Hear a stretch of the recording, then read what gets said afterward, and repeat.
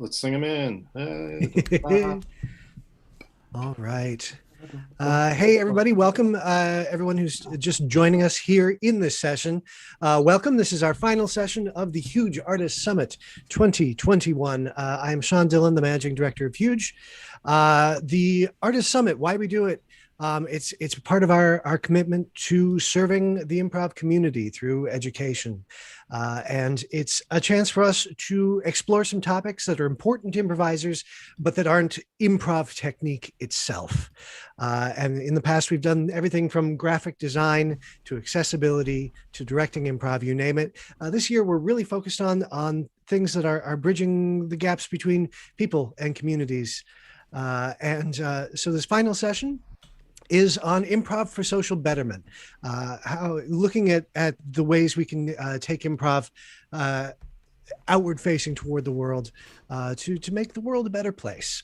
And here to talk about that, we have two fantastic individuals, John Gebertadios, our Director of Diversity and Inclusion at Huge Theater, and Asaf Ronan of the Out of Bounds Comedy Festival, Out of Bounds Comedy Festival, author of Directing Improv, all around fantastic human being. So with that, I will turn it over to the two of you. Have at. Hey. Thank you, Sean. Thank you so much for such a professional and lovely introduction. I'm going to derail that, take it somewhere else. Asaf, good to see you, friend. there are no mistakes in panels, only unexpected results. Same as That's right. So, why waste time? Let's jump right into it. A little bit about ourselves, a little history. But I think before we even get into that, should we talk about the preface you wanted to throw in? yeah, so I'm going to admit something. I came to today with a little bit of imposter syndrome. Yes, I've done a bunch of stuff. Yes, I've done a lot of applications of improv to improve communities, improve spaces, and all that stuff. But I don't want today to be about that. I want today to be about the changes that you who are attending want to see happen. And then I want to put myself out as a resource for that. Not just today.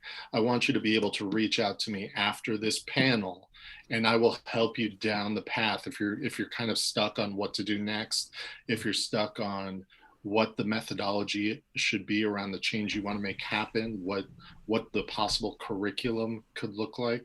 I want to offer my services pro bono to help make that happen because I need to see more change happen in the world. It's going too slow, John. It's going too slow. It's going too slow. Yeah. The change Hurry. is happening. The change is coming. Right? Sam Cooke said, "Change is coming," Yeah. but it's coming slowly. And Yeah. the more people we empower to do that, the more it happens. And so I need as many people, as many boots on the ground in the different communities that need the change as possible. And so I want us to look at this panel with that regards of like, what can you take away from me? Like, how can you exploit me? I'm ready Mm-hmm. to be exploited. John did that months ago that we Yeah. did the greenhouse, not really exploited, but you gave me a really nice invitation. I was like, yeah, I'll jump at that. And it cemented our friendship even further. So I'm very proud of that. So that's the preface. Love Cool. that. I love that. Let's keep that going while we have a little bit while we have you while we have you. Well, I guess we're gonna jump into our history, a little context of who we are, what we've done, how we got to this point. You want to, since you were already going. Sure. I just celebrated 30 years of doing improv back in October. So Clap, thank you. chat, Thank you. clap in the chat, and like Yes. in the chat, can everyone put a clap emoji? That's not a light. That's not a yeah. Started in New York, started in college with a bunch of friends who were also fans of Whose Line Is It Anyway, and all that stuff. Figured out as we went, and then I started doing a lot of teaching improv, but then also bringing improv into other classrooms, bringing it into schools, helping kids with empowerment, helping them with literacy, et cetera, et cetera. Eventually moved to Austin, where I really got to work it a lot more. Became the education director of the institution theater for 8 years. We developed a whole curriculum, which was very much empowerment based. And then also became a producer of the Out of Bounds Comedy Festival here in Austin, Texas. Now I currently work for the Austin Creative Alliance, which is an arts advocacy and support organization. So we basically help artists connect to the resources they need, the skills they need, sometimes the funds that they need, et cetera, et cetera. And I'm going to just quickly plug a couple of our initiatives. One is the Emergency Artist Fund. Ever since South by was canceled, we've had a lot of artists who have been, still struggling to catch up all this months later. And so for those that don't know about South by Southwest is a giant music fest that Austin holds. It's like the world championship of music festivals, if you will. Like there's just so much going on, right? And then to have that canceled, you were able to kind of. And for some artists, South by Southwest is like literally 1/4 of their income for the year in just those 2 weeks. So to not have that and then try to catch up after that, it's been horrible. So we've been raising funds to distribute to artists for that. And then we also have Black Art Matters, where we've been raising funds to commission Black artists, because at the forefront of change is artists' voices. And it always helps push it farther, which is a great segue into this. Cool. Yeah. So I just wanted to plug that. Yeah. And John, and you wrote a book. Oh, yes. Directing Improv, Show the Way by Getting Out of the Way. Thank you very much. It's available on Amazon. Yeah, it's a great read. I'm John Gilbertatios, based out of Minneapolis, Minnesota. Been doing improv about 11 years. Thank you so much. Yes. In Black, that's like 40. That's like 40 in Black. So, But I think a majority of my work has been working with Huge and also have an all Black improv team and teaching workshops that kind of talk about the social, political elements of what's going on off stage and how does that get reflected in our work, from our casting to our classes to the facilitation style to where people hold rehearsals, what neighborhood is that in? We think about the whole range of points of contact for this art. But and then the Black and Funny Improv Festival, and yeah, that's just a little. So we're familiar, you and I think, with finding ways to merge or marry our art and connect it to people who are just coming from a wide range of different class levels and not to say class, but yeah, I mean, we're in a capitalist world, so people can be poor, they can be rich, and we try to find ways to let this art serve us. Right. Because why improv? Why improv as a tool? Right? Yeah. Improv for longest time for me has been psychology, right? One of the things that I learned in being an improv director and teacher for as long as I have is that what I'm ultimately doing is helping people guide their better instincts, right? And not let those other instincts that would normally sidetrack them get in the way, because they're not able to tell the difference at first, right? I kind of remember back to when I started improvising, I couldn't tell the difference between my better and my worse instincts. It's all psychology. And we use improv to pull people out of certain comfort zones that they thought was helping them, that were not helping them. And I think we ultimately bring them to a better place. I really feel that about improv.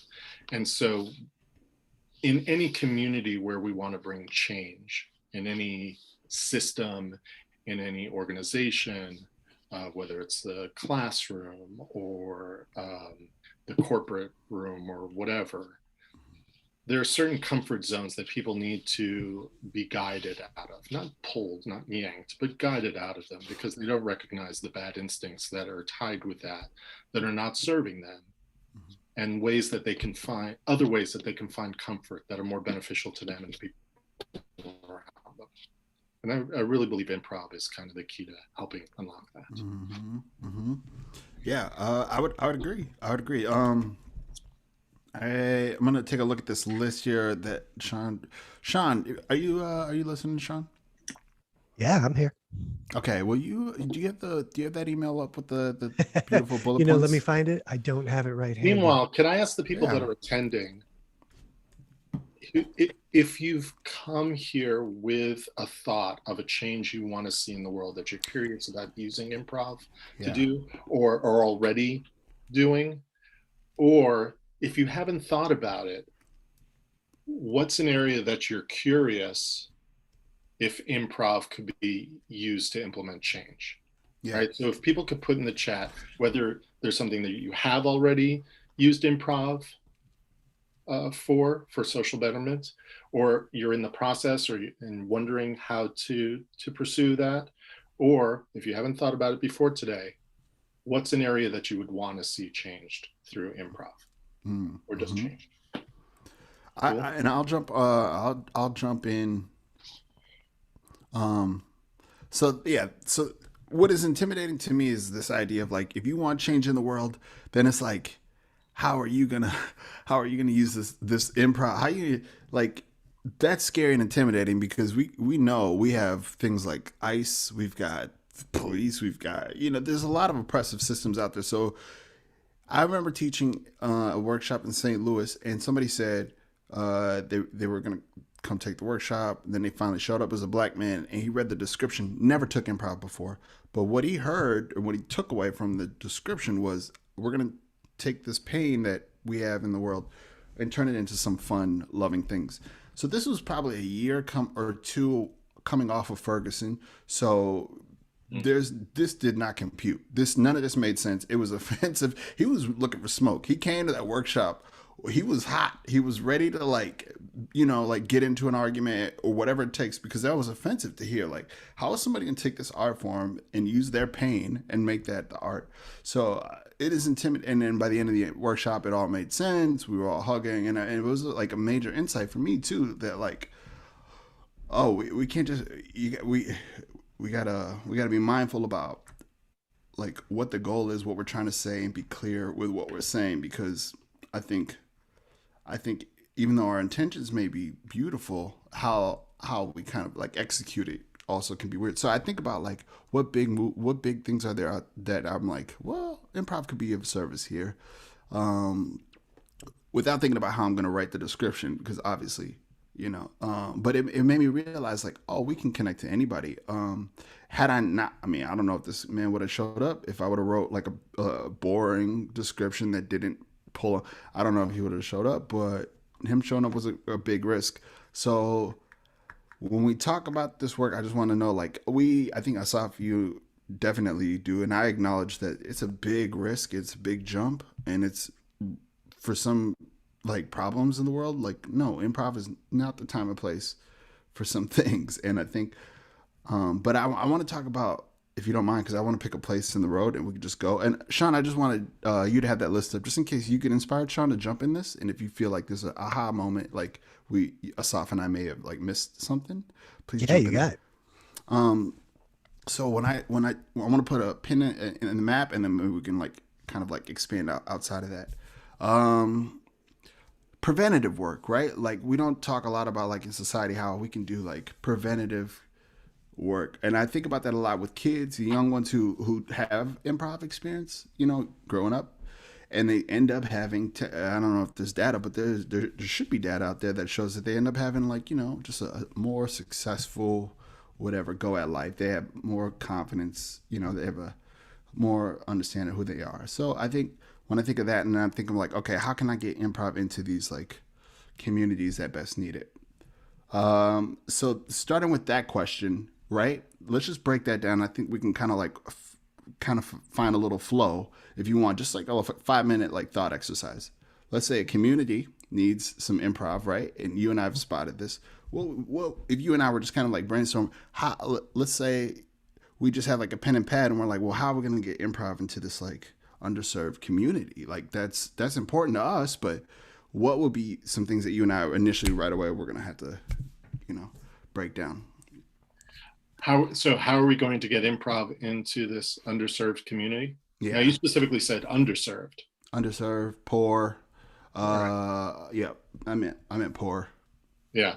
And so one of the things I do for my job is that I help people with their grant writing, and underserved is one of those words that have become meaningless right now. Oh, okay. Underserved, gotcha. Marginalized. It's like, who are you specifically helping? Like, yeah. And I think that's part of it. Gotcha.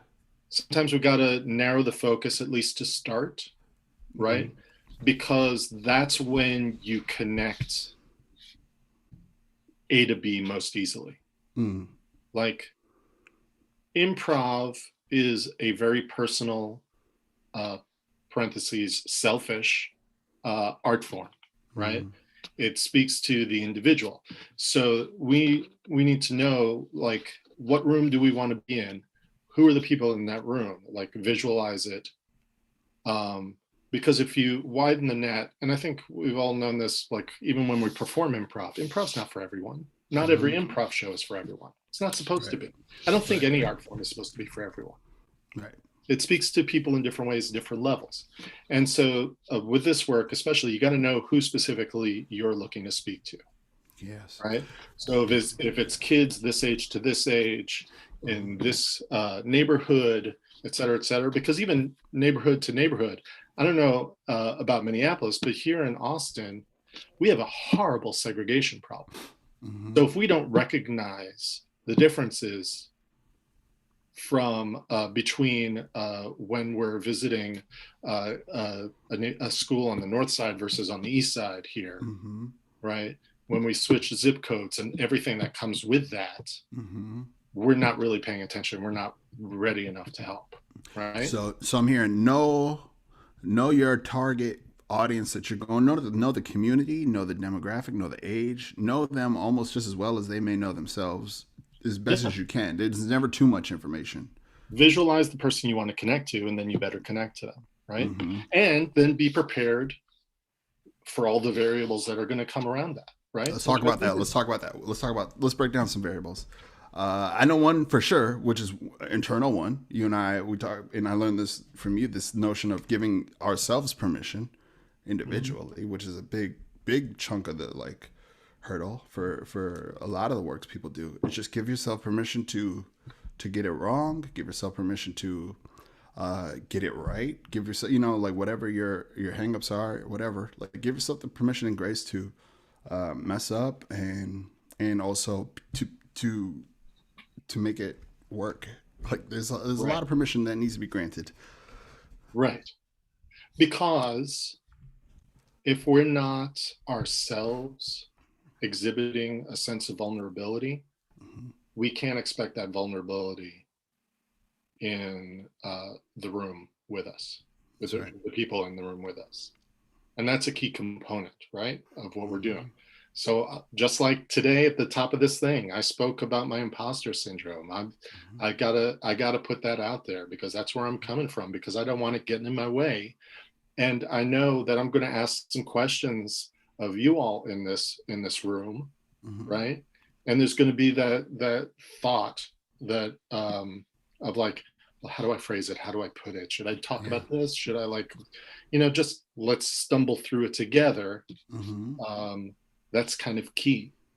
I love that. Yeah. So having a good lay of the land that you're kind of creating, we're kind of building the like universe. In this universe, we're going to work together with us facilitators, for example, with the students. We're going to let them know this is our universe. We are kind of learning together as we go. This is not, you didn't sign up to watch the Johnny Carson show. Let's go, old reference. Let's get it. Yeah. You didn't sign up to see, that's the only one I got. But yeah, that's right. Yeah. It's the difference between trying to be the authority and trying to be the facilitator. I'm trying to facilitate change. I'm not the authority of what change looks like. That's right. And necessarily the direct path to getting there. Right. Yeah. So on top of that, other variables, so permission internally. And then I think another variable that I love is like who's in the room besides the students? Like if there are people in the room, who is it? Because that's a big factor. Understanding like if you can get parents to join, what does that mean for what you're trying to create? If you have teachers or people in their school there in the room, to what degree? Because I remember doing a thing where Blackout taught a workshop for these kids that are over North Minneapolis. It was like pretty much like I don't know what the schools are. They're not publics. There's like very like almost private like little school. I'm not good with the school system. I don't know what you call it, but pretty much it was almost like a charter school. It felt like just kind of, I don't know. But the teachers they had, you could just tell weren't from that community, and the facility, like the people that had to aid them, also weren't from that communities. So I just knew walking into it. Now, if we go back to there, I can say, all right, here's what we need. We need people in the room that actually know these little black kids and know how to speak to them in a way that's gonna land. Because a couple of our workshops had to stop because we didn't have the proper support, and I was like, oh yeah, what kind of support are you gonna have when you go into these spaces? How can you? Because it's not just like the support wasn't for us. Like we could, we're adults, we can just walk away. We don't have to teach this work. But the support was like for the kids, and how do we have them feel like, oh, this is something good and interesting. When we discovered like, oh, who's in the room is important to note. And it's interesting to me because when you said who's in the room with them, Yeah. I didn't know you meant literally who's in the room. Oh yeah.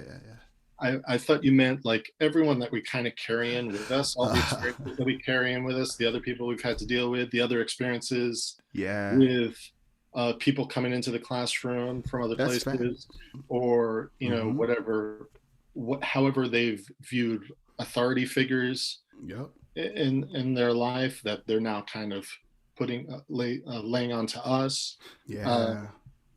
I used to teach the level 3 in the school that I was education director for.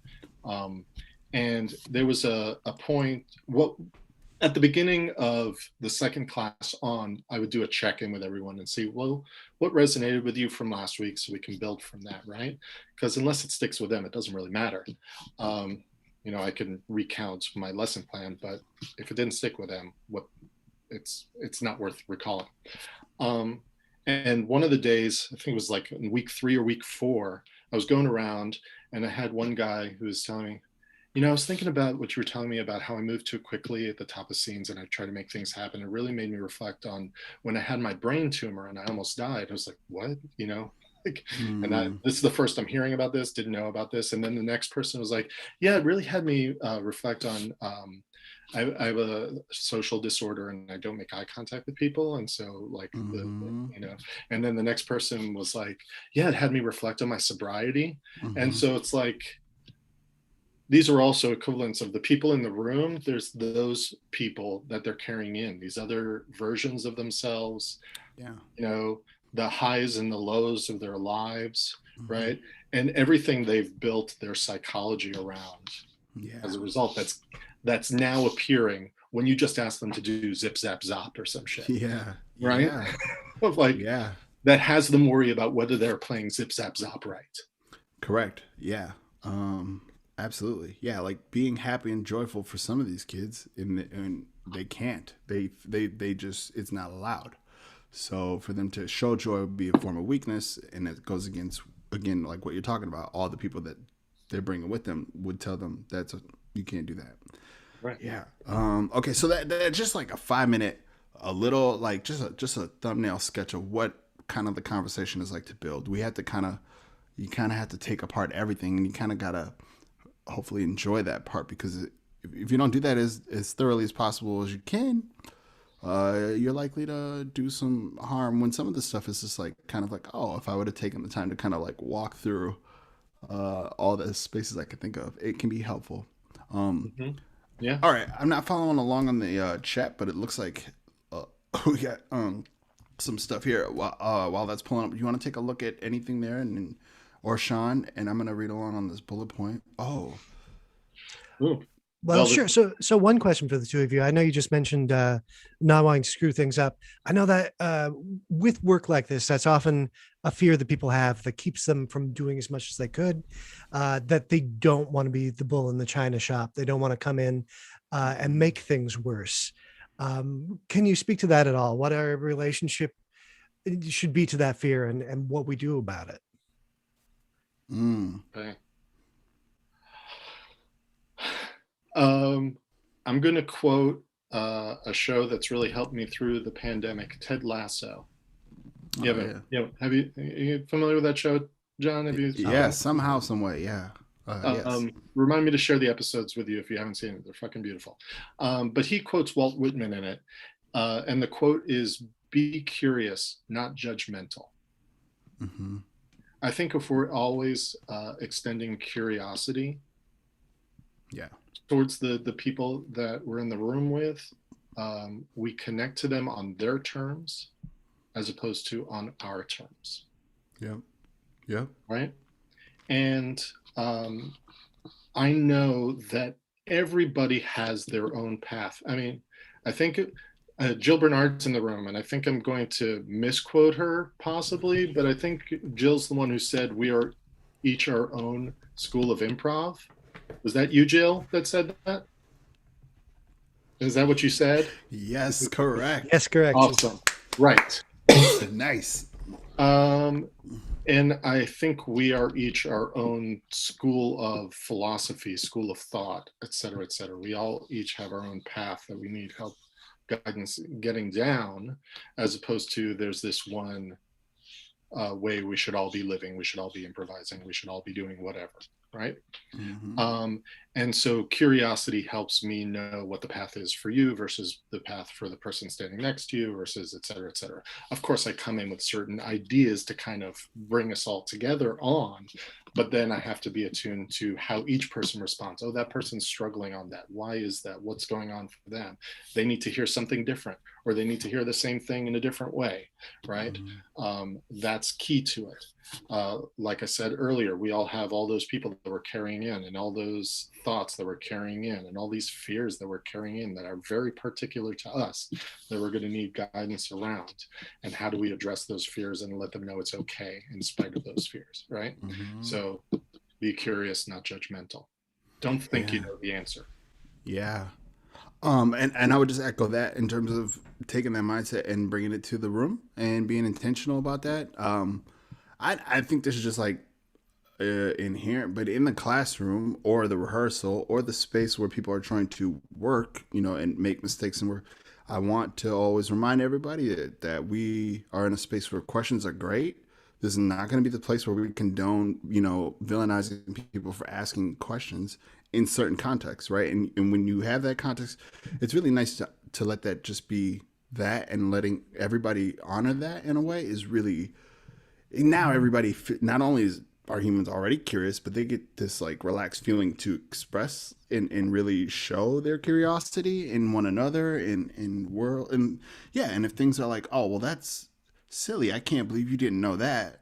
It really, and when the context is set and we kind of set the stage, like this is a place where we can be and curious about each other in that way, then you don't really see a lot of the typical like behaviors you would see, I think, in like, in like any kind of like thing outside of the improv world, where people ask a question and everyone's like, oh God, or damn it, that's that hurt me. I can't believe you would ask such a harmful question. Or people just tend to, whatever. But having people just feel like, oh, this is the environment for that, I think not only does it make everybody feel like more relaxed to be able to make mistakes, but the creativity, I think it's a good, it frees everybody up so they can be more creative, I believe.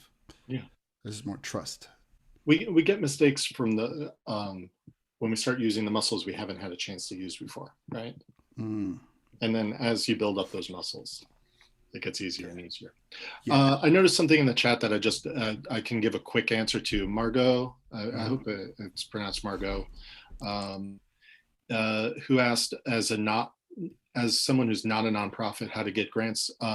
So my organization is a fiscal sponsorship organization. It's what we do. We're specific to Austin though, but there are fiscal sponsorship organizations that what they do is they umbrella you under their 501c3 status to give you access to grants. And what they do is then take a percentage of any money that gets passed through them. It also lets you offer tax deductible donations. So there are organizations that are national, like Fractured Atlas, like Tides, but there are also organizations that are specific to several cities. And I would check if there's one specific to your city. That's always the best bet because they understand the landscape more, particularly the political landscape, and would know what local grants, et cetera, that you would be eligible for.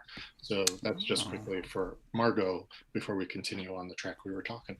That's good. That's good. That's good to know. You're welcome. So we did the greenhouse. The greenhouse was an experiment where, I thought it was a success. You want to talk a little bit about that? Well, here's the thing. Yeah. It was an experiment, but not at first. Right. It was something completely different at first. And we have to talk a little bit about that, Mm-hmm. right? Yeah. So John and I were talking. I reached out to him because I decided to use this pandemic to connect to as many interesting people as I could, because everyone was now available to chat, right?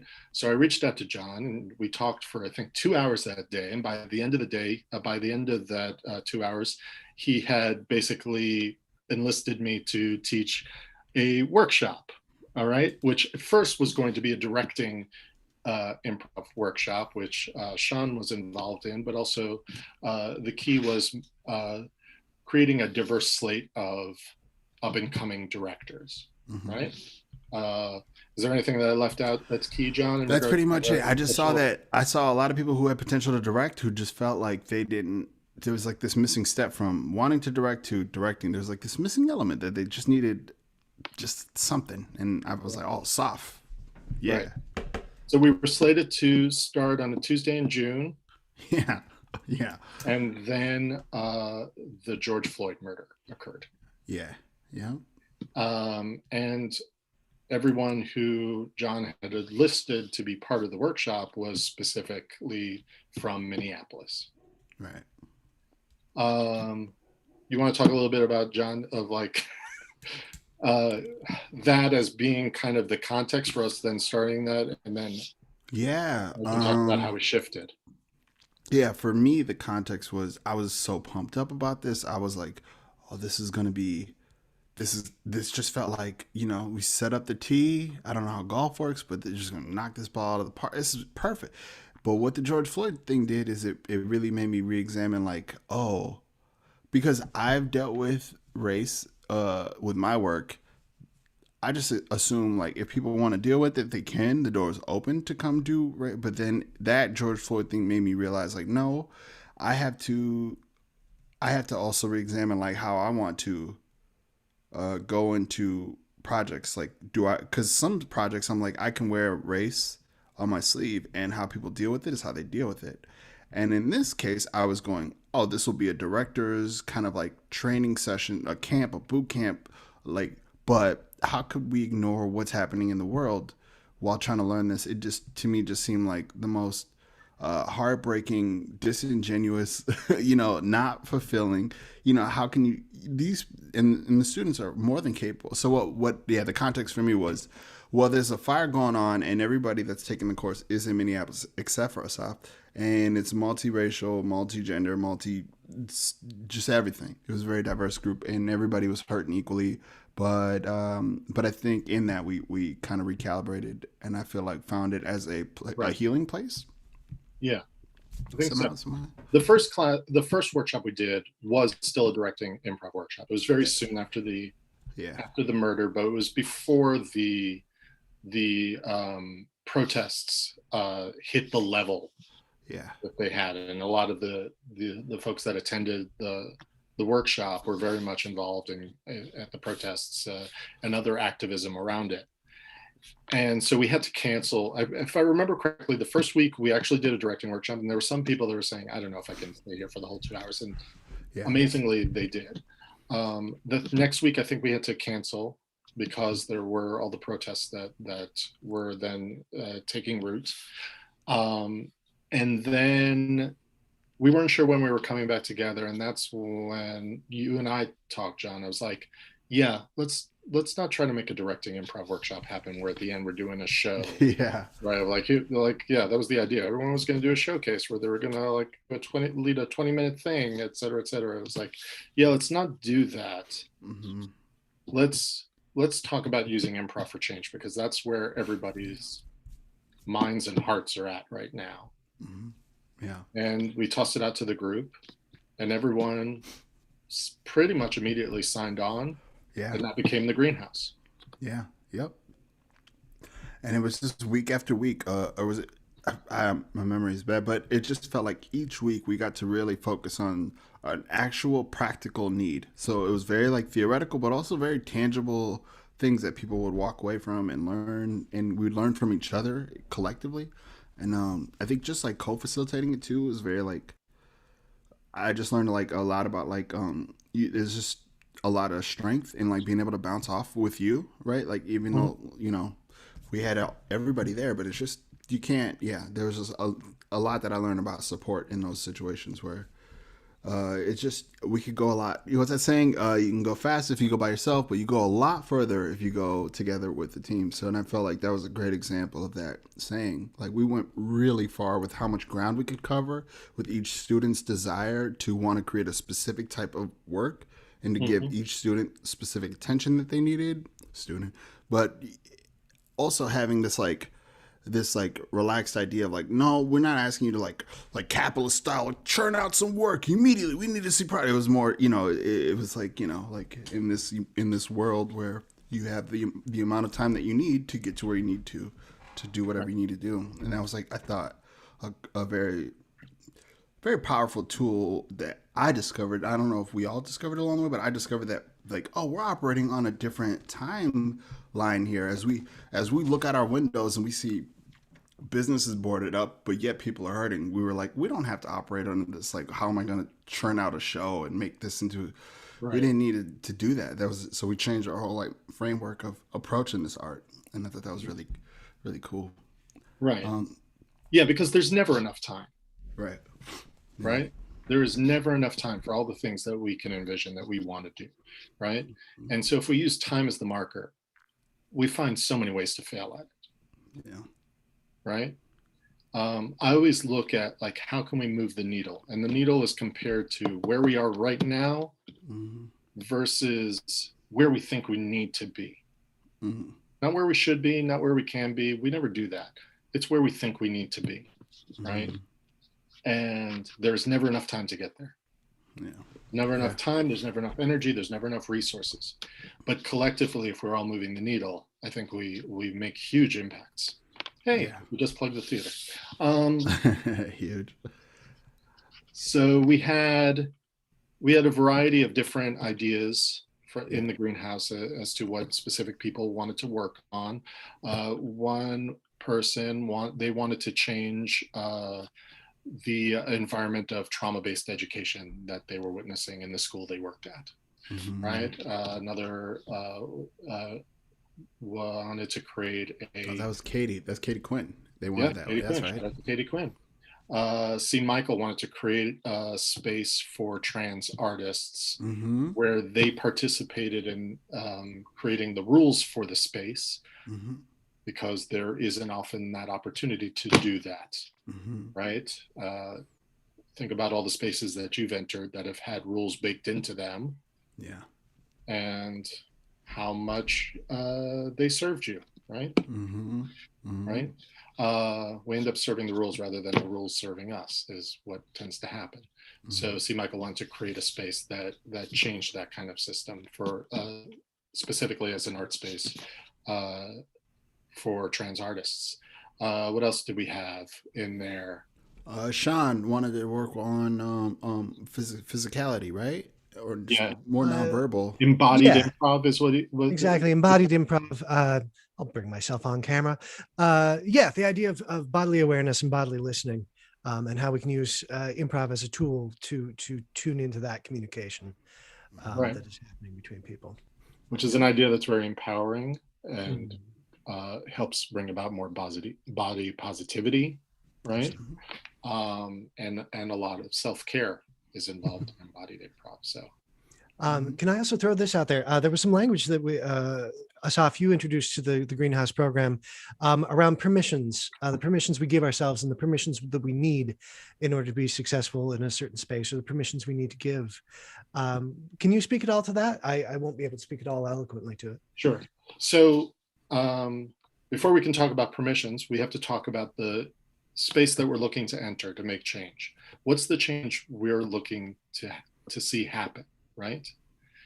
But also we have to recognize, well, what are the fears that exist that keep that from changing currently? Mm-hmm. And what permissions need to be given to the people in that space to help them allow for that change, Mm-hmm. right? So in speaking to Katie Quinn's project of dealing with trauma-based education, which is for those I'd not heard the term, I'd not heard it termed as trauma-based education before, but boy, am I familiar with the idea of it, where it's Mhm. very discipline based, right? It's very much you're called out when you step the slightest bit out of line, because it's about establishing order in the classroom. Because the fear for teachers is if you give up even a little bit of control, you lose it and you never get it back, Yeah. right? So you need to have all the students in the classroom conform to a particular way of behavior, and any variations on that, whether it be intentionally behavioral or unintentionally cultural, it Mhm. gets called out the same way, right? And so Katie, they wanted to address that and do a workshop specifically for teachers. And the question was, what's the permission they need to be given? Mhm. They need to be given permission to lose a little bit of control, to see what it's like, and then know that they still have the ability to lead, and possibly the opportunity to lead in a way that's better, not just for them as a teacher, because they're probably working far harder than they need to in establishing order. Mhm. That's tiring. Mhm. That is fucking tiring, Mhm. right? Um, and so it's better for them as a teacher and far better for the students, which means the students will be in a more beneficial space where they will learn more easily. They will Mhm. absorb a lot more because they're carrying less worry with them into the classroom every day.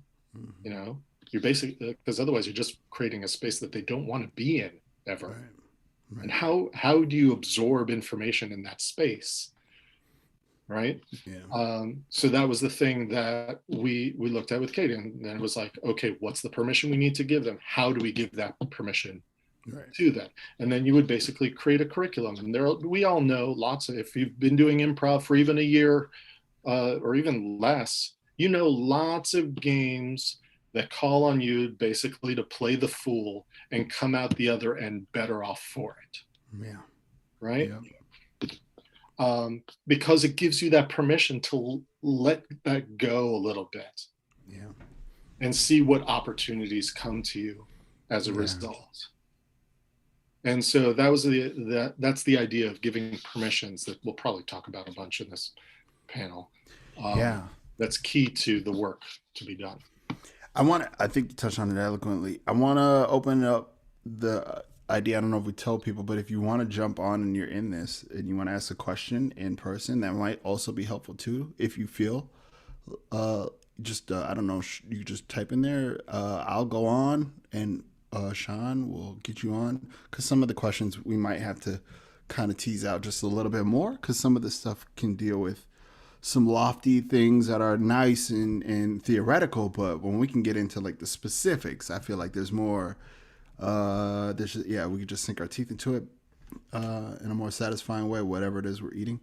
Um, Mm-hmm. Jill says, "Oh, use the raise your hand." And again, if you're watching this on YouTube, I am sorry, we do not know how to link you in through that. I wish we could. Just Zoom is capitalized a lot. Wait till all the platforms can talk to each other. Oh Then no, no, that's a dangerous world. That's Big Brother there. That's Rise of the Machines. That's no, that's no, we're not doing that. yeah, yeah. Uh, Um, yeah, go so ahead. yeah, so especially if there's anybody who's working on something, and if you're hitting a wall in it, or you want to venture into this, Mhm. um, is the Greenhouse Project replicatable to include cross theater participation? Oh, this is Velvet Wells. Velvet. I don't know what that question means.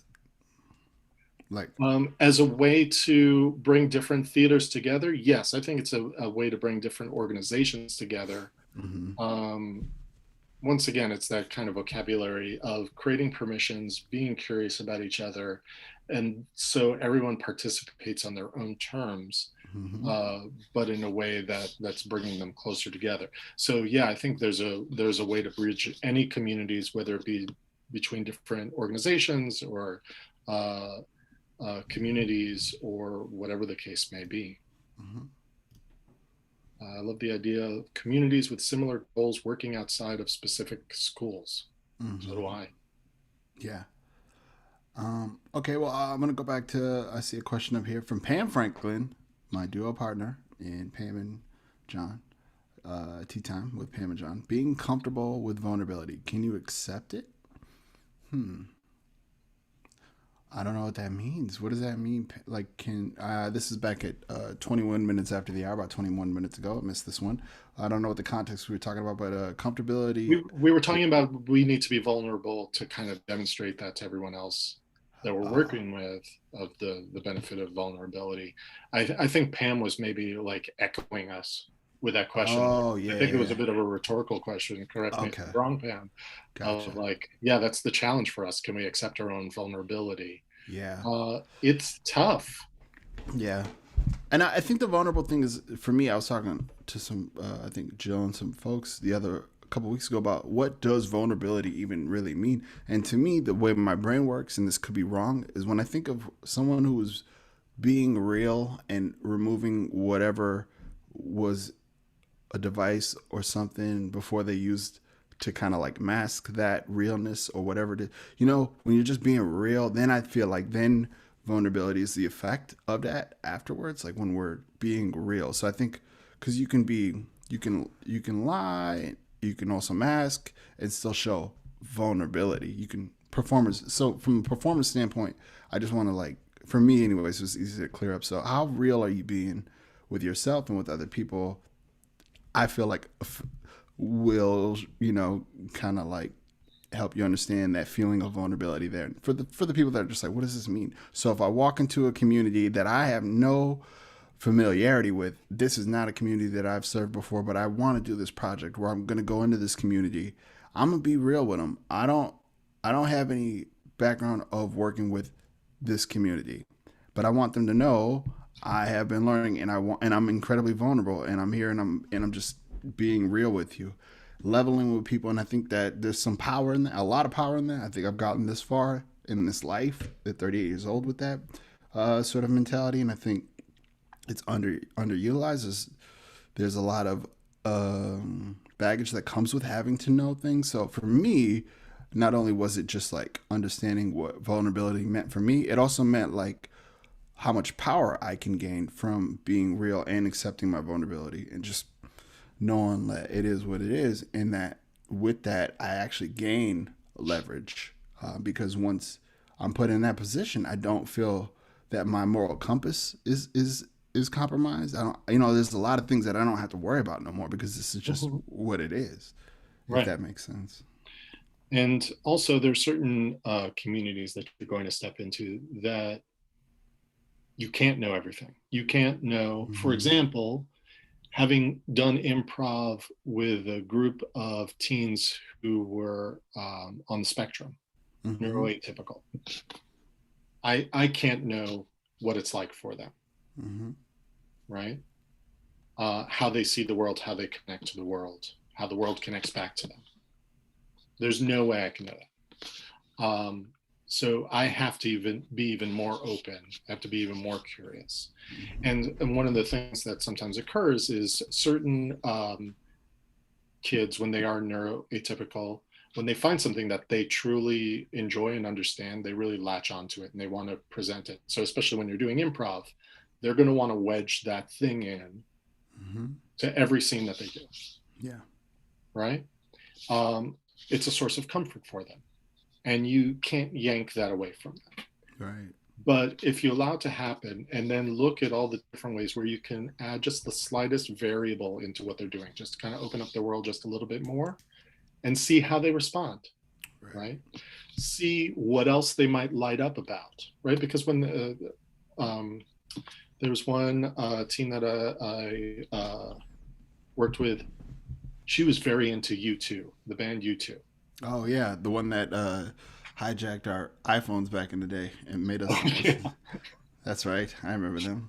I'm sure she was thrilled. I don't know. This was a while back, Hmm. uh, but very much bringing U2 lyrics into everything, into every conversation, much less every scene, every attempt to do improv. But she lit up when she talked about it, and isn't that what we want? We want people to light up in their improv and whatever they're doing, right? So we don't want to take that away. Right. We want to expand that. We want her to have the experience of lighting up as closely to that as possible about other things. Yeah. Right. And so what's the permission that needs to be given? What's the little variables that we can introduce if we allow her to play Bono, which she played Bono a number of times. Can we just change the backdrop? Right. Let's take Bono out of where he would normally be, put him into different scenarios, see how Bono interacts in that scenario, in that environment. Does she light up? Great. Expand that variable a little bit more, right? Yeah. And that's a very specific,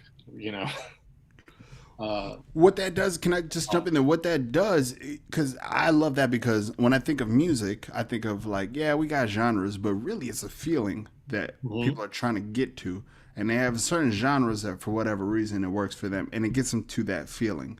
But music is music. It serves that purpose of getting us to a feeling. And with this art, if they got to use Bono to get into the scenes, to get to where we're trying to get to, with all the good things that come with it, then so be it. Like whatever it may be. But yeah, like keeping score has to change all the time if you're gonna keep score, and you're gonna like prioritize one thing. Yeah, and then making the tracks to the railway go wherever it's kind of like naturally already heading, and just putting tracks in front of them so that they don't feel like they're not progressing or weird. It's kind of the tracks that we lay together.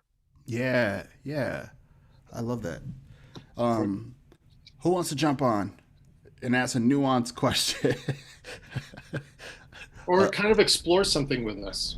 Yeah. Because like I said, a lot of this, John, you mentioned earlier, a lot of it gets really theoretical.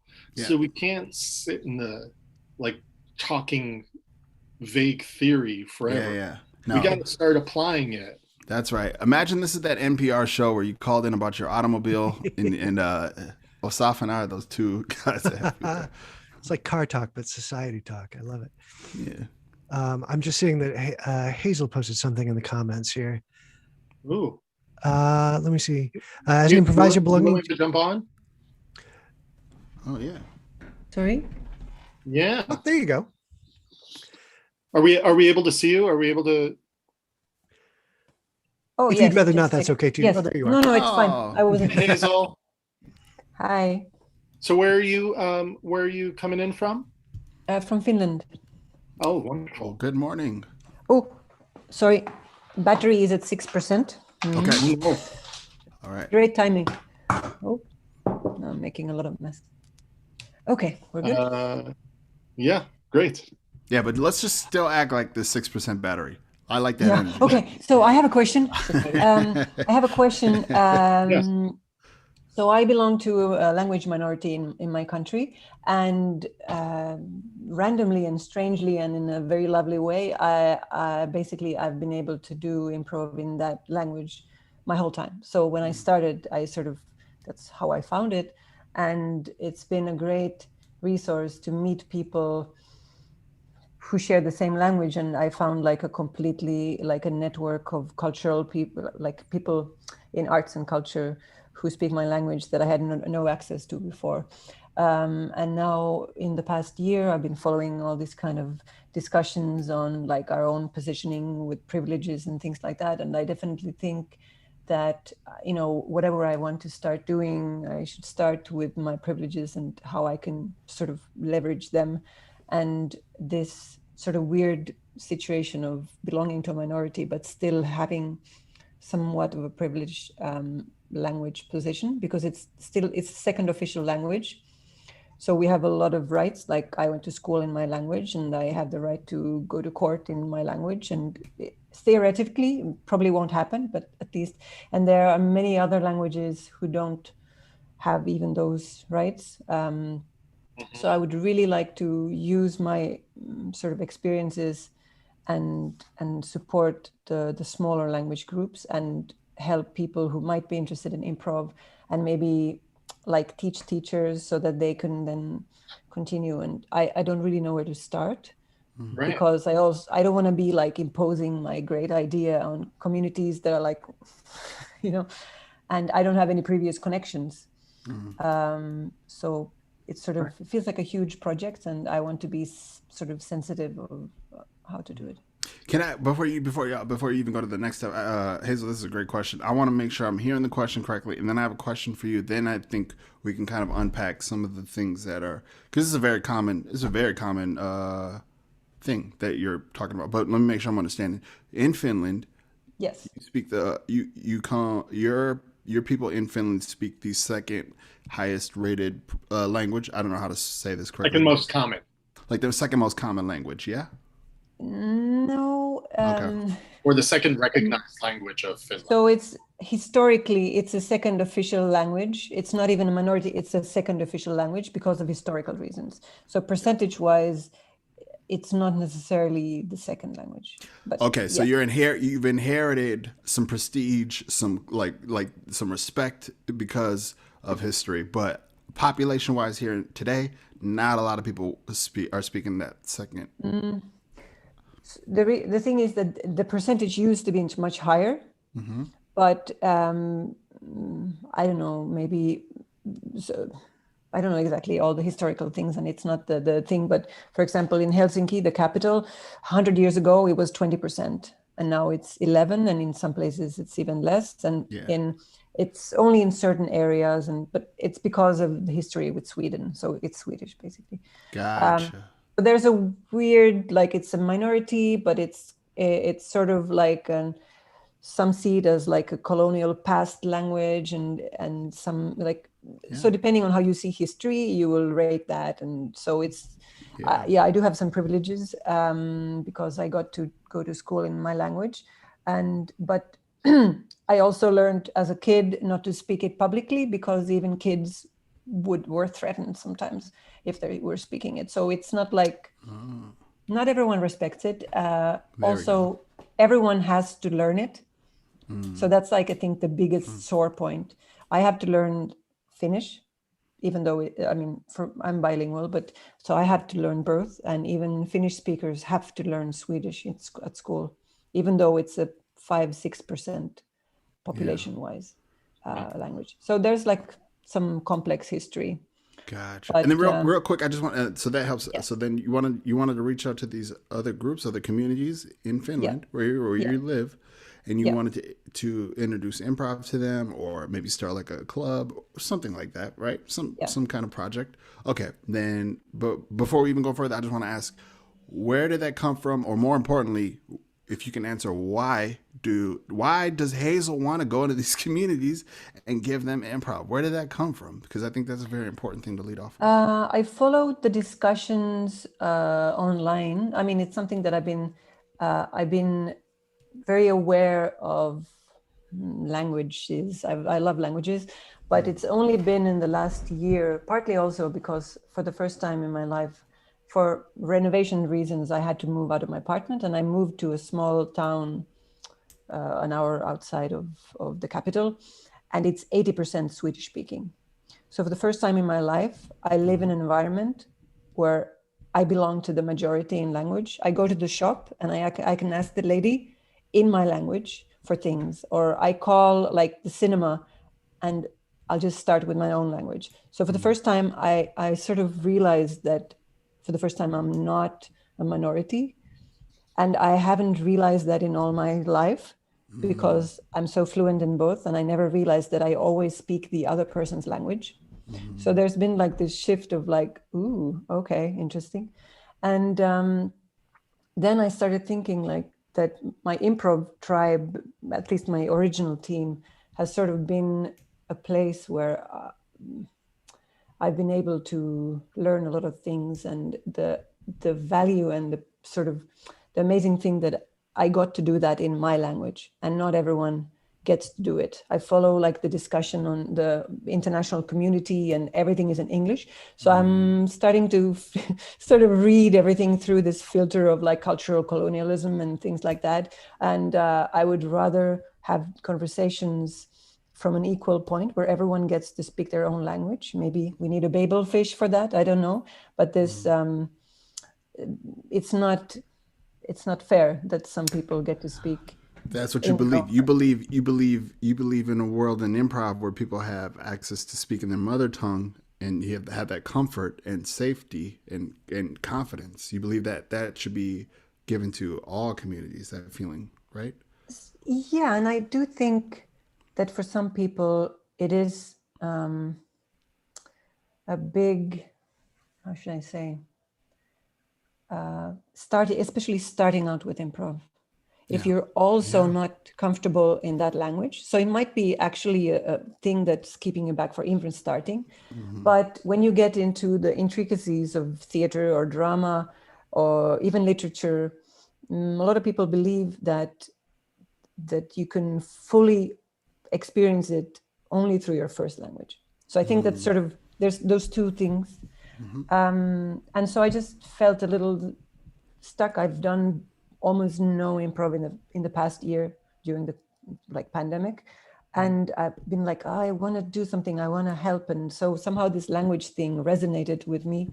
And realizing that I've been really lucky because even though I like languages and I'm quite fluent, but not everyone is so comfortable in doing improv. And I also think that it's such a great tool for community building, for supporting sort of, I worked with some groups on improv for anxiety and social anxiety. So it helps us also as people, on the personal level. So I would These like communities to share that. they deserve access to that. Okay, great. I just wanted to illustrate too. That's very important to me to know why people do these things. And sometimes we can even think on our brain, oh, why do I got to tell?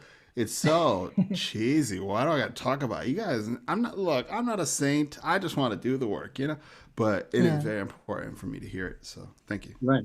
And I love that, John, because you always bring that into the conversations. And I love that. It's very easy for me sometimes to jump to the next step. Yeah. And I appreciate that you always remind me of this step. Especially because, Hazel, one of the things that also is part of this process is the permissions we need to give ourselves, right? It's very easy when we step into a community to question, well, why me? How am I going to make anything happen? And I think what John pulled from you definitely gives that access point. Talk to me about what's one of the communities. So we've talked multiple. There are multiple language minorities, right? That you want to create this opportunity for. What's one of them? So I would like to start with the traditional minorities. Of course, there are more newly arrived minorities, but so Sami are the people in the north, sort of indigenous.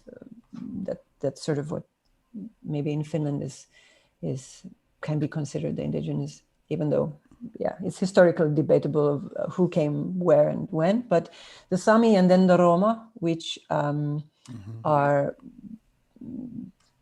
a minority that don't necessarily all speak a different language, but it's a very specific cultural minority still in Finland. So basically, a lot of Europe has different Roma minorities.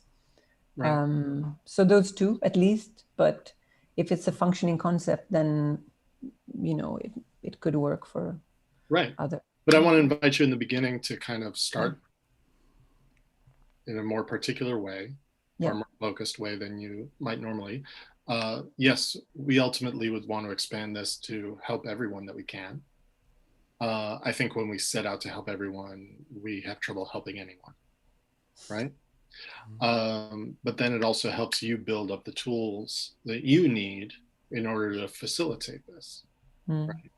So going into a Roma community, for example, what's the thing you need permission for in doing that? What's the fear that you need to address for yourself in doing that?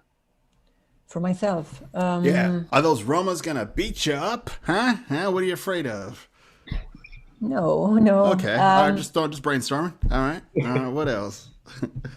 It's just sort of that, whether I don't know, it's not about sensitivity, but I don't want to be like, hello, I came to help you, and all that kind of like, and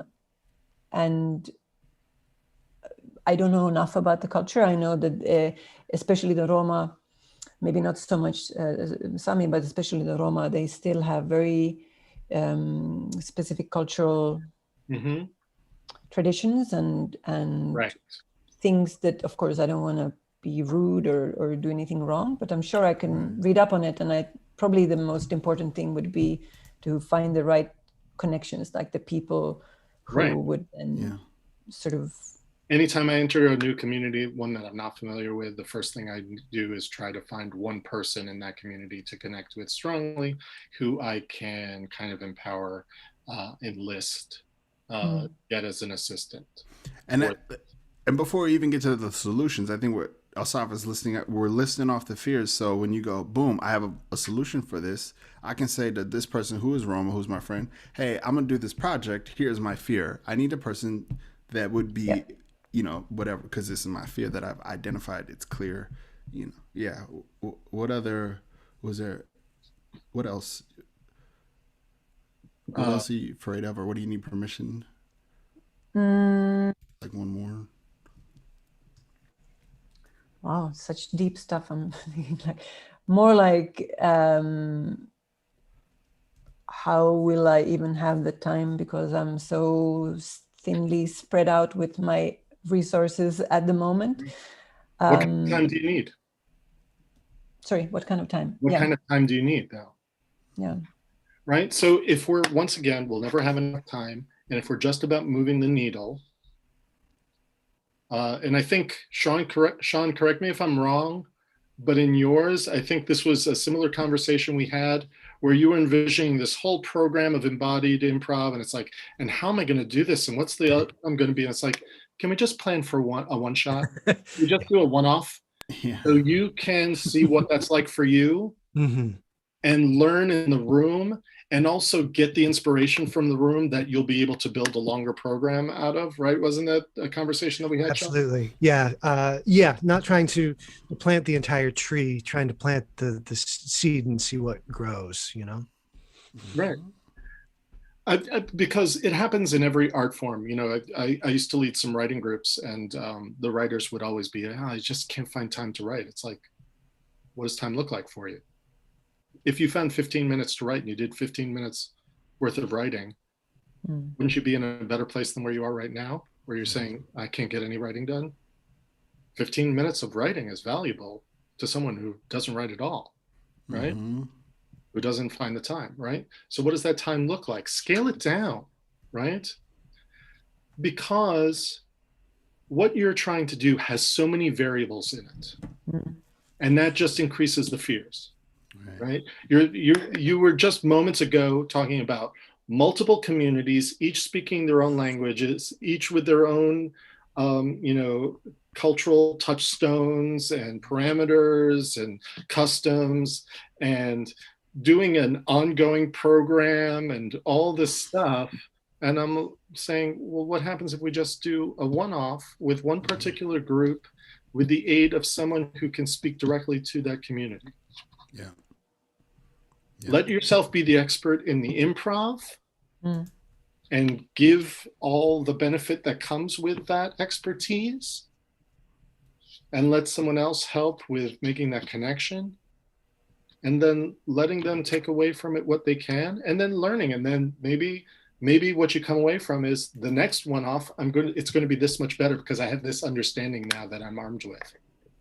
That's it. Does that help, Hazel? Yeah, a lot. Good. And I also like, I don't think I was necessarily thinking of like this huge project, but my idea was just very vague. And I think now it's actually sounds like, ooh, I could reach out to one person who is in the community and say, like, does it sound like anything that you maybe would like to try with some friends? Like, to start really small. Right. It sounds like a wonderful invitation. Yeah. Yeah. Well, And it thank you. also sounds like a Yeah. great invitation for you. And it's Yeah. interesting. You were keeping it vague, but I think we keep it vague, but still with the largest version of it in mind.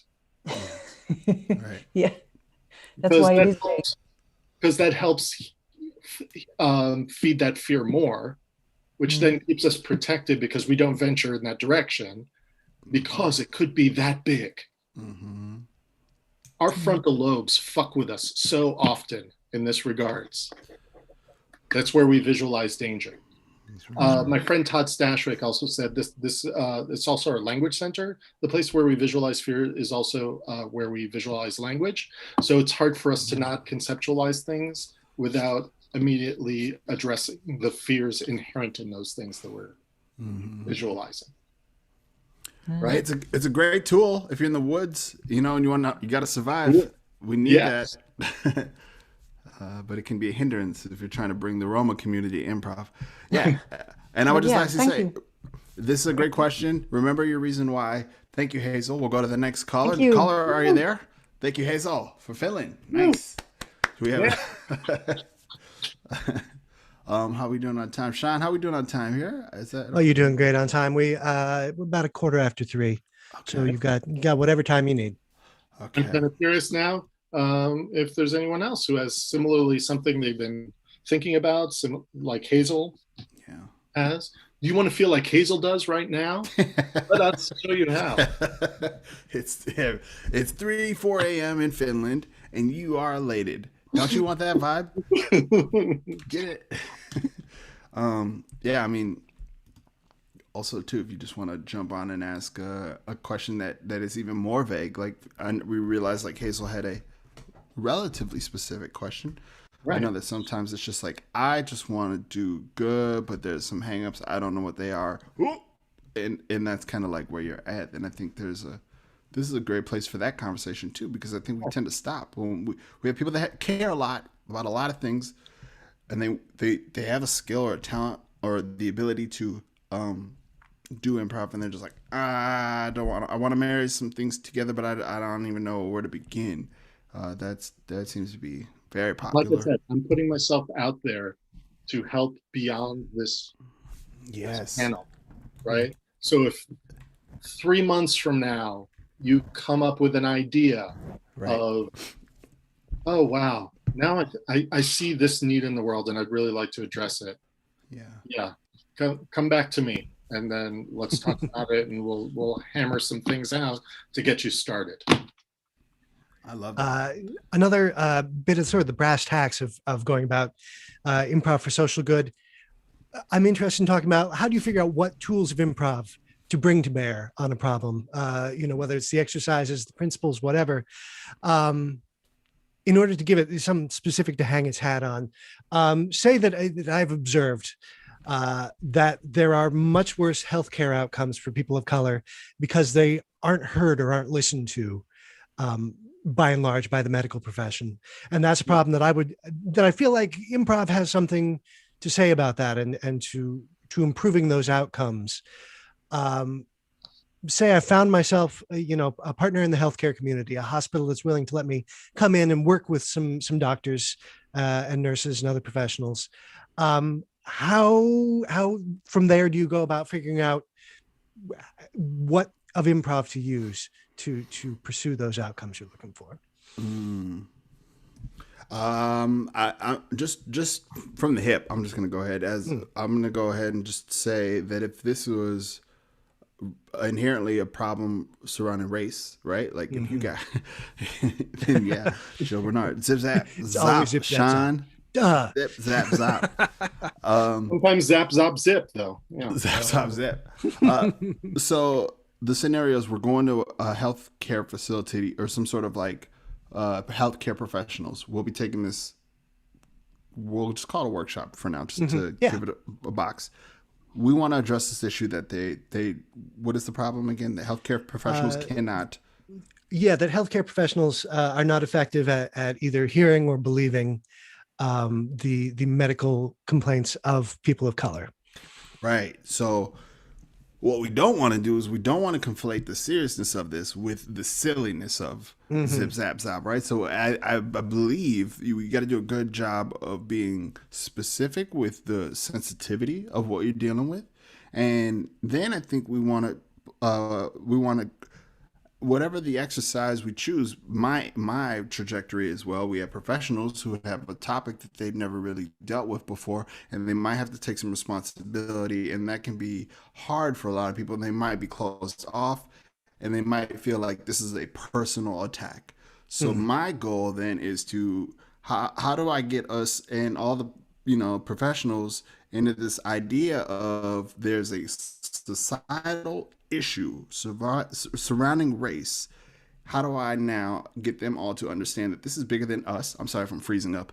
This is bigger than us issue, right? And then once we have that groundwork like there established, we can now talk about how there's different communication styles, and we could show that through exercises and how people may not be well aware to different communication styles. Passing the clap is always a fun game that shows you like different ways in which people communicate, and how you explain it. What are the goals for that exercise? Is it to make sure everybody passes the clap and it's in sync, or is it to make sure that one clap gets passed? Letting everybody know what the goals are and why.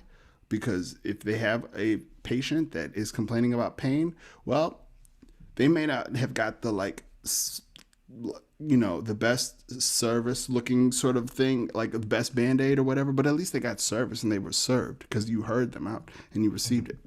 And getting that would be my goal. And then the second part to it would be a big reflection at the end, because I need to hear from the participants. So a lot of them can do these like exercises and it's a lot of fun, but I need to hear like what is going on and what they're processing in order for this thing to really not feel like we're just doing a lecture, throwing it out there, because it's easy, especially for white America, right? We know that white America has the power and the ability to, just get lost in the exercises and go, yeah, I did the exercises, we're going to be better towards our black and brown patients. It's like, nah, I don't know. So making the terms at the top like very accessible, so people can say black, they can say brown patients, they can speak to these things without having it to be some sort of like lofty thing that they that they're afraid of saying. And then I think that also gives, and then the priority too, but also if you have black and brown people in the room, how do we get their opinions to be the experts, because they can be an expert at being a patient and also an expert at being a healthcare professional. How do we highlight all those people that are in the room? And if you don't have that, then you speak to it. I don't know. Those are just my initial thoughts, Asaf. I've got so many thoughts. So first of all, I want to say, Michael, very funny. Yes, Passing the Clap is a great title for a game to play with doctors and nurses. Secondly, if there is anybody who happens to be in the health profession who can raise their hand, that would be great, just because it would help us dive deeper into this. Sure.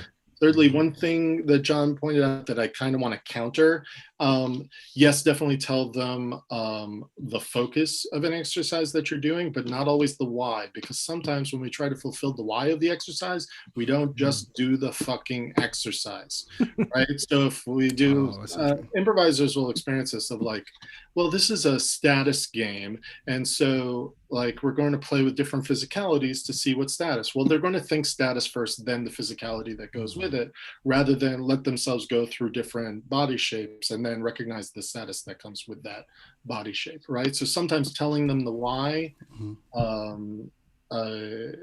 is less helpful, is detrimental. In regards to this particular scenario, Sean, which I appreciate, and so tricky, right? Sure. But we're addressing systemic racism, right? And that even before you get into the individual, there's just a lot of baggage in the room, even before you get to each individual person's baggage around the idea of systemic racism and what side of that they're on. And so it becomes even trickier when we say, well, what permission do they need to be given? Definitely not to be racist. But what's the fear that's kind of making that happen? And then how do we subvert that? And so there are some times where you're going to do a workshop where you're going to do games just for the sake of themselves and just kind of, it's like sneaking the broccoli in. It's here are some tools. Now let's apply this as a lens to this other thing that we're really here about, right? One of the things that I know you're not going to work on is listening, which is a strange thing to hear from a person who's been doing improv for 30 years. Here's the thing. I've never taught anybody in my class how to listen ever. No one learns how to listen. We all listen differently, and we prioritize information differently, and we dismiss things without recognizing that we're doing it, and we focus on other things far too much, and it looks like we're not listening. Right? That's the thing that needs to be addressed, right? They're not hearing their patients' true concerns. What are they listening to instead? And how do we give them permission to dismiss that for a second, and with the hope of now they'll hear better their patients? Is it a matter of learning, playing a game that deals with visual information versus audio information, right? If they were looking at a patient sheet on the page and not in the room, are they going to still carry certain levels of preconceived notions about that patient, right? Are they perpetuating this self-fulfilling prophecy, which I think happens around a lot of these things of, oh, well, people of color, when it comes to this, are this way. Well, it's not baked into the system, right? I just learned recently that there are certain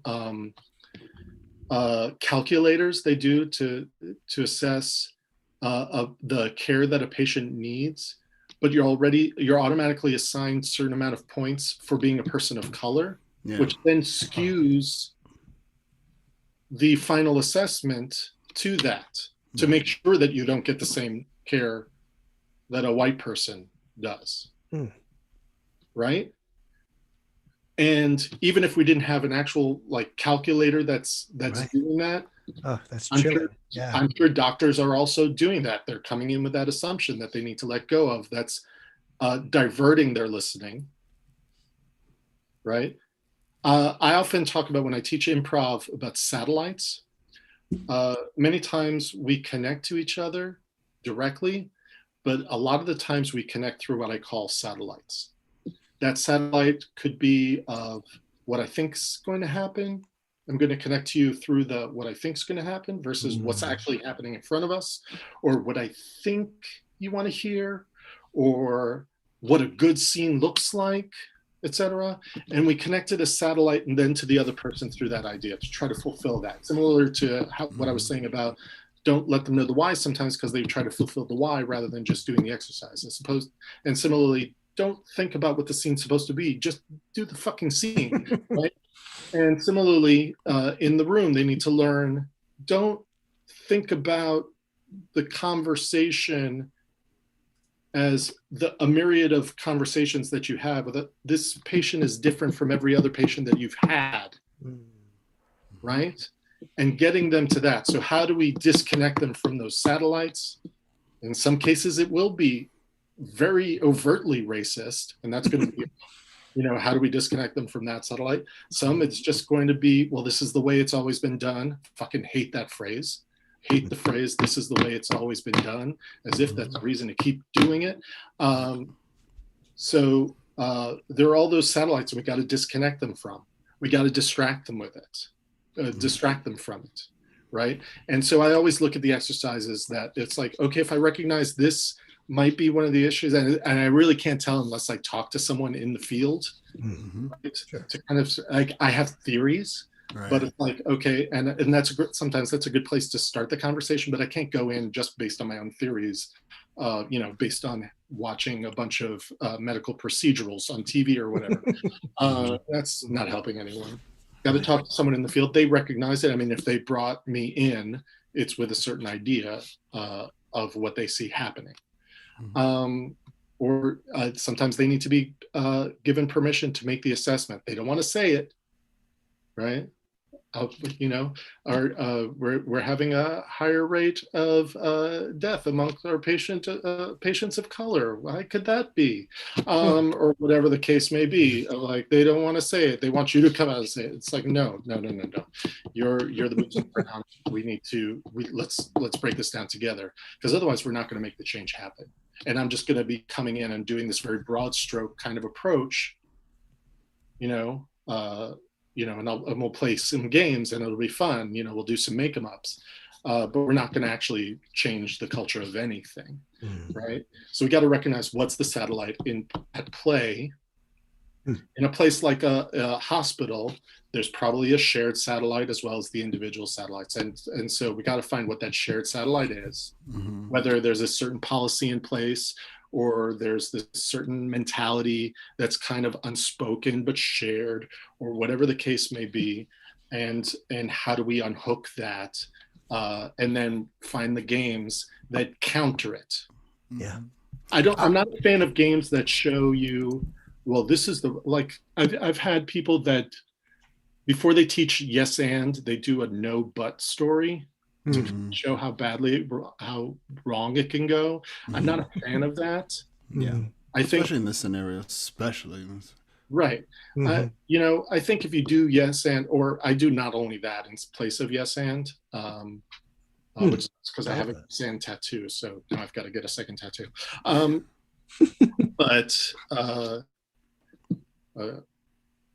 So I'm not a fan of exercises that take them down the wrong path so they can recognize what's wrong about it first.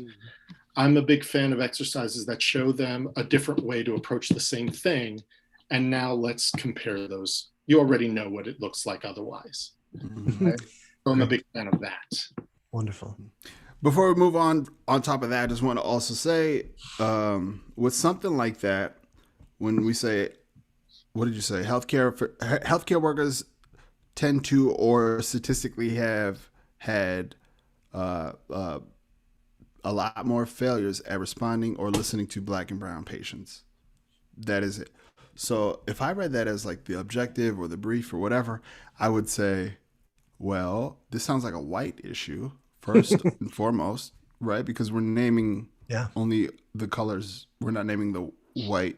So I would definitely make sure that we have that kind of understanding within the room, right? And then we need to talk to if there are any Black and brown professionals that are going to take that with, this workshop or whatever, right? This has potential to be done in a very harmful way or very healing in like galvanizing in like I hate to say team building, but as generic as that may sound, but it really sounds like this is because it has to come from the culture at that institution, and that culture is good. If you want Black and brown people to be heard, then you have to have Black and brown people in the room in this company being there to be able to say, hey, here's where the pitfalls are. Here's where we don't listen. Here's where we do fall short. And then I think as facilitators, we can kind of add yes and to that, right? And just kind of like be there to, sometimes we just make people have the medicine that isn't very easy to swallow, but we make it easy to digest. But with this brief specifically, it's a very clear cut case of how do you get white people now to listen to Black and brown people?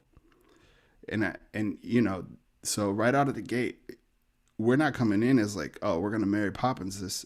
It feels like we're coming in just to kind of like get an idea of like what your team is made up of, what is the philosophies, and here's some cool approaches to maybe like working together moving forward. That's great. Awesome. God knows I would not enter that room to lead that curriculum by myself. I would probably pull John to team teach with me, or my friend Shannon Stott here, or she and I had been talking about going into police precincts and doing a curriculum with the police force to learn the difference between engagement and aggression. And that's an example of distilling it to a very specific thing. Here's the specific takeaway. There's a difference between being aggressive and being engaged. Awesome. And not recognizing when you've flipped from one to the other, right? And there are certain exercises that we're developing, that we were discussing, that would illustrate that, even outside of a policing context, that can then easily be applied within that context. But it would be very important that Shannon and I would be leading that together in tandem. Yeah. Also, going back to the idea of being curious, not judgmental, and kind of connecting to people on their terms. I think conversations around race are a prime example of where you should connect on the other person's terms, right? Sure. We actually had every person of color wants to have that conversation with you, right? Not their job, and that's perfectly understandable. And some will have a conversation that's going to make you uncomfortable, but have it on their terms. Otherwise, you're not going to connect to them the way you actually want to connect to them. Nice. I hope that's okay for me to say. Yeah, that's Great. yeah. You're a man who wants simple justice. Absolutely, Asaf. Yeah. We had actually a really good question from Frank that I think really dovetails with what you were just saying. Frank, are you comfortable coming on and chatting about that? Yeah, because I want to understand that question. I saw that. Yes, give me a second to set up my camera. My computer did freeze on me, so I had to join from my phone. Yeah, and it goes back to your good afternoon. My name is Frank Kolash. I work for the state government in Minnesota. I use he, him pronouns. And part of what struck me was this discussion of approaching communities with curiosity rather than judgment, and that's certainly something that in the government area where we get stuck with, this is the way we've always done it, this is the way we have to do it, and not able to really be able to work with communities to envision what a different future may look like, especially considering equity and racial justice and social justice going in from systems that have been built in the past based on, essentially white supremacy and systemic racism, and how to change the systems and work with community members to understand what does a new and a future system look like. And so your thoughts on how to bring along the people that are on the government side of that conversation to be prepared to approach communities and the discussion with curiosity and imagination rather than a standard, this is the way we always done something. Well, Frank, don't jump off. What's your understanding of why they adhere to this is the way it's always been done? I'm sorry, we skipped the why him, John, but I feel like we understand the why him because you've kind of established that as he works for the state, etc. Yeah. What do you recognize about why they adhere to this is the way it's always been done? Well, a significant portion of it goes back to white supremacy, white male supremacy. It's the nature that laws have been written in that way.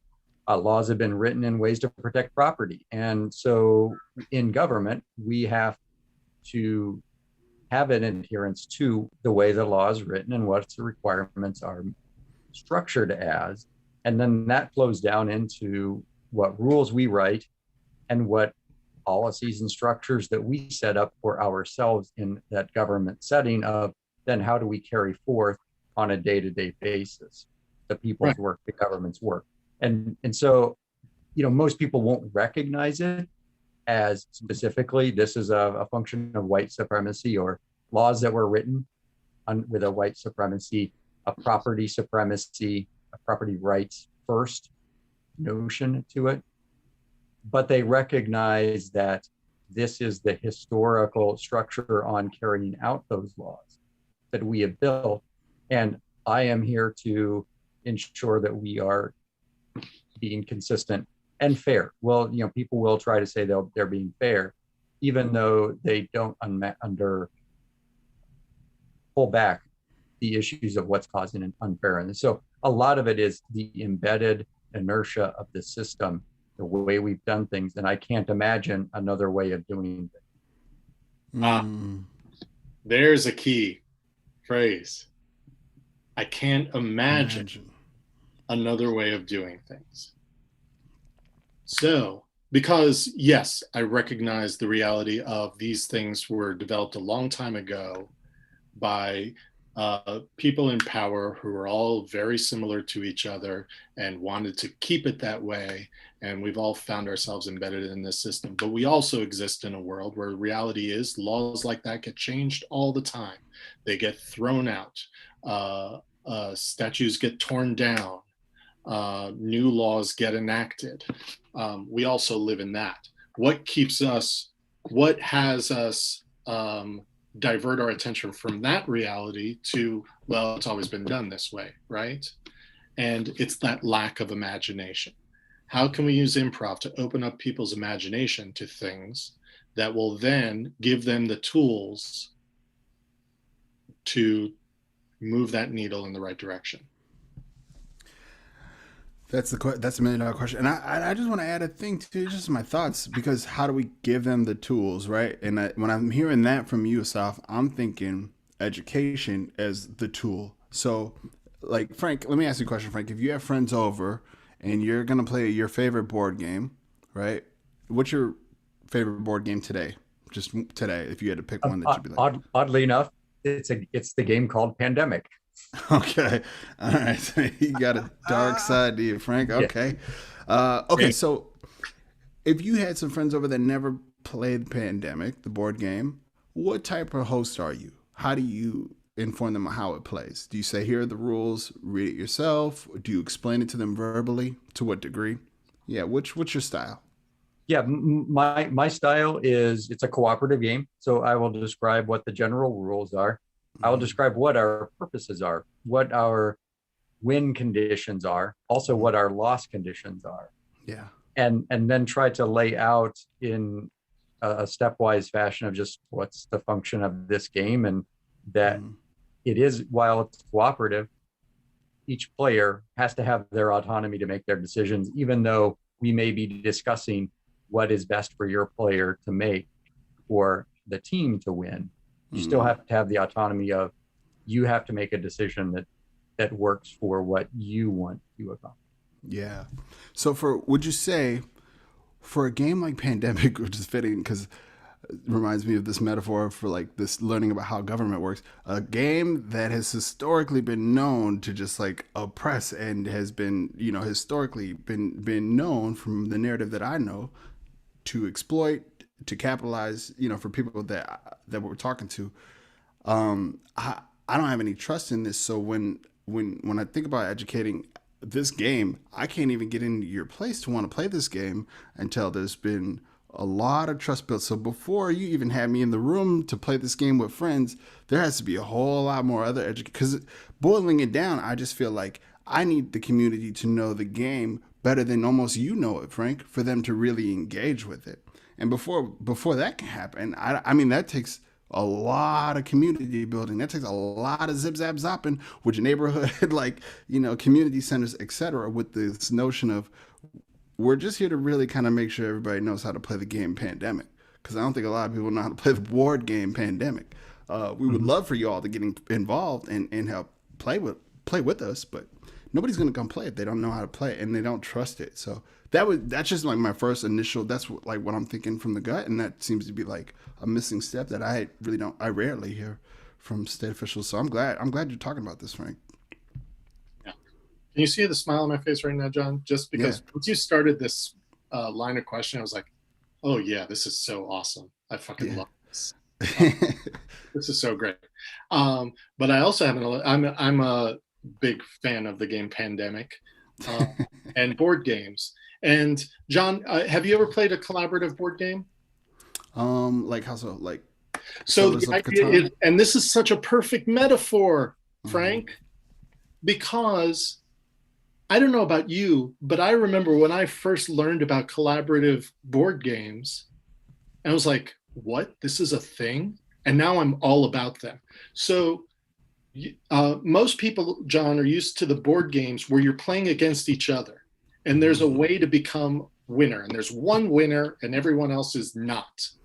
The idea of a collaborative board game is you're not playing against each other. You're playing together but as individuals towards a common cause. So in pandemic, you're trying to rid the world of 4 pandemics that have started breaking. And if it's either the pandemics win or you as a team. And so there's this whole thing of collaborative board games that exist now that I don't remember when they started, Frank, but boy, was that a big subversion in thinking on how to play board games, on how board games had been played for a really long time prior to that, where it's like, no, there's a winner and a loser. Yeah, there's wars, there's casualties. Until someone said, well, what if there wasn't? What if the thing you're playing against is external to the group that you have to work together to achieve? Right. And can you see the parallels there between that and what you're talking about, Frank, in regards to government?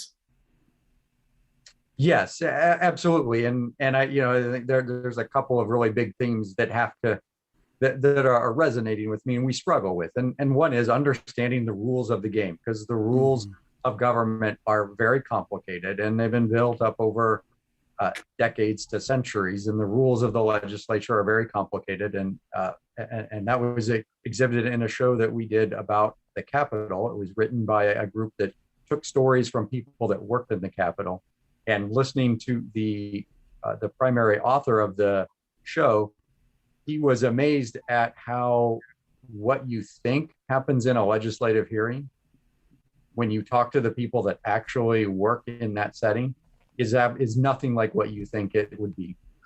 And how you have to pull different levers at different places in order to make that happen.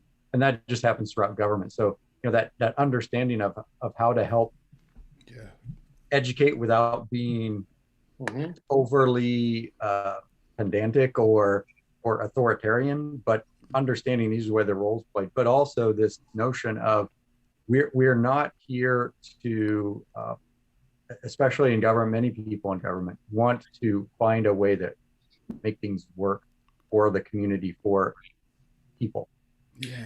So in developing the methodology,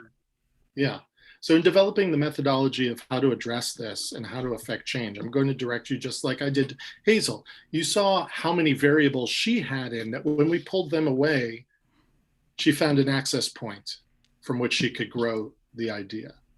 And so you're talking about government systems which are infinite in their variables.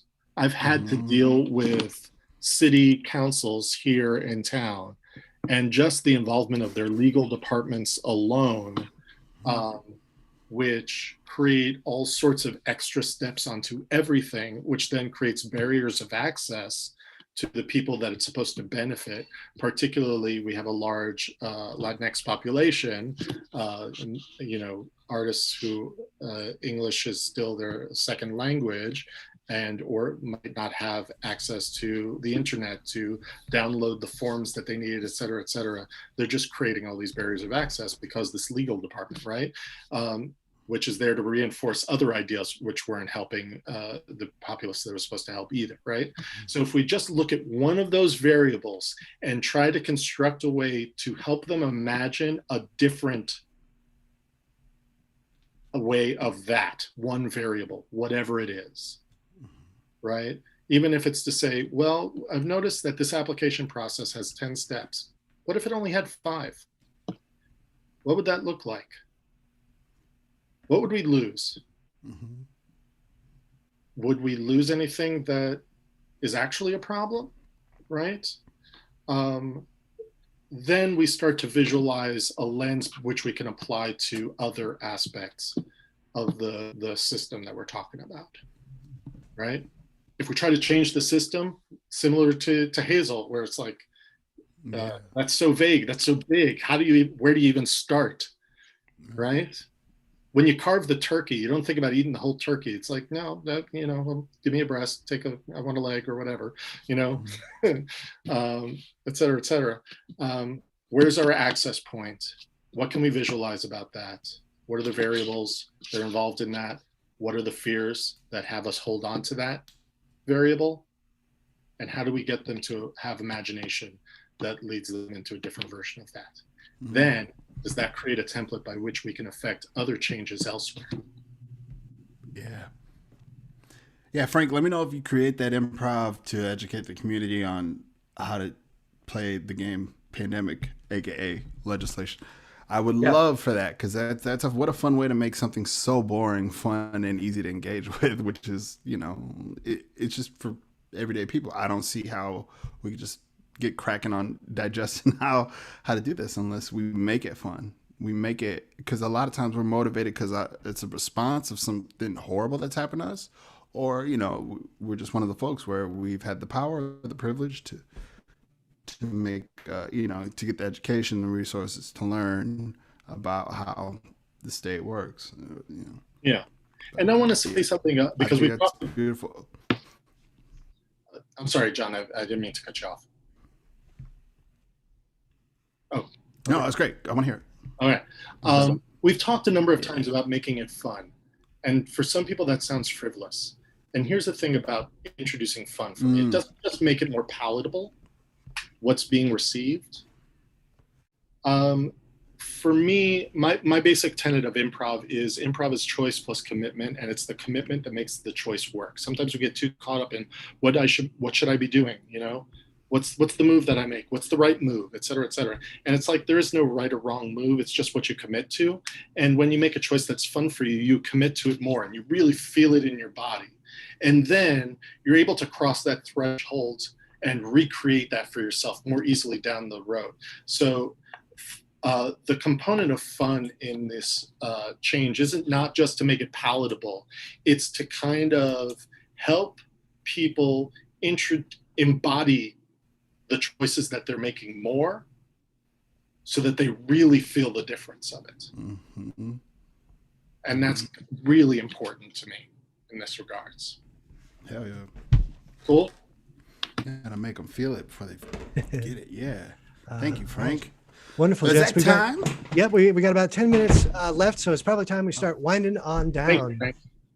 Any final thoughts? Yes, absolutely. Thank you, Frank. Any final thoughts from either of you before we call it an afternoon? I only have penultimate thoughts. Next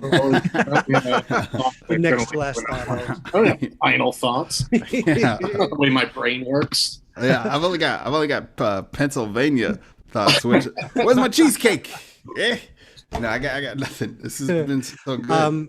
Asaf, I know you mentioned that you made the offer to offer this kind of assistance to folks who may want it in the future. How should folks go about finding you? They can reach me through my website, yesand.com, even though I don't use yesand anymore, but I still own yesand.com. It's a valuable URL. You can reach me through that or yesandasaf@gmail.com. Wonderful. All right. Anything else either of you want to say about this thing? Great. It sounds like no. I mean, I just don't want to cut you off. We have 10 minutes left, but this has been wonderful. Thank you so much. I think none of us were necessarily anticipating we'd get to 2 hours on this topic. Yeah, but some really amazing. Who wasn't? Practical examples. Name names. Oh, look at that. Who wasn't anticipating? Jill, you here? Who wasn't, Jill? I wasn't. Name names. Actually, I'm kind of curious since we have 10 minutes left. Yeah. I don't know that we have more questions from the attendees, but something I always like doing at the end of my class is, what's the thing that stuck with you most today? I'm curious, just because it helps me have these conversations down the road with more efficiency, with more connection and all that stuff. That kind of, if people can just put in the chat, what's the thing that you're taking away from this most voraciously? Yeah, that's what I want to know. I'll give everybody a moment to chat or to put that in the chat. As Jill has so helpfully put up on the screen for us, these sessions are all free. It's very important to us to be able to give this to everybody. But if anyone is inclined to help Huge at this time, it's been a rough year financially. You'd be more than welcome to head on over to givehuge.com and contribute there to help us continue this kind of work. So thank you. Mm-hmm. Cool. Yeah. All right. We're getting some wonderful answers over here. Specificity of goals, how people are starting to truly apply improv beyond the collaboration communication workshops that they've seen. Think big, start small. It's a great way to put that. Yeah. Better words that I said that in so many more words than that. I should have just. Thank you, Michael. Let me see. Yeah, I wish I'd gotten the perspective that the culture at Huge gave me when I was younger. So offering classes to kids is very cool and good. Yes. Awesome. I'll say the thing that stood out to me today was the reminder of that you don't have to try to eat the entire elephant. Figure out what you have the capacity for. Give yourself permission to just take one good sized bite of that elephant and see what happens.